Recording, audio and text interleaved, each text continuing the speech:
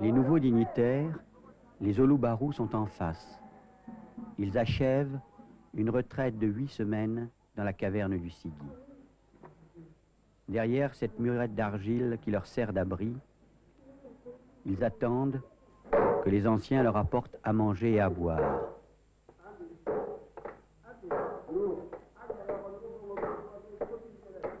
Depuis quelques jours, ils sont aidés par des servants, les kabagas, qui leur apportent la bière et la nourriture.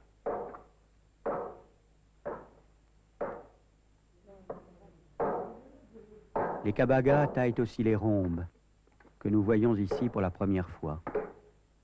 Les rhombes, cette palette de bois que les initiés Olubaru font tourner au bout d'une corde et qui rugit comme un lion.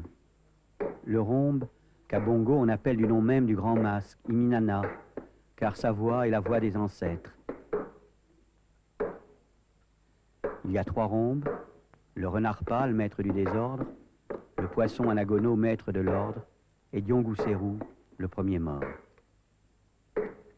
Seuls, les initiés peuvent les tourner, car ce sont eux les Nani, les répondants des premiers ancêtres immortels et du premier mort. Et c'est la dernière nuit de la retraite des nouveaux dignitaires.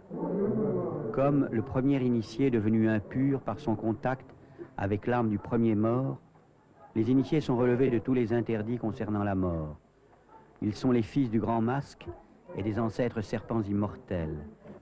Le soir, l'un d'eux tourne le rhombe du renard, circoncis, dents et larynx arrachés, et qui hurle quand le moniteur céleste le fait tourner en le tenant par la queue.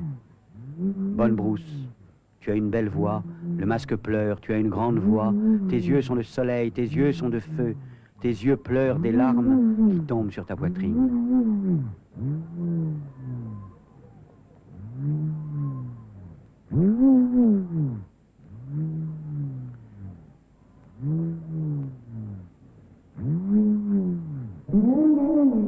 La nuit, les 2 autres rhombes, celui du poisson et celui de Diongouserou, rugiront pendant que les anciens dressent les nouveaux grands masques devant la caverne du Sigi.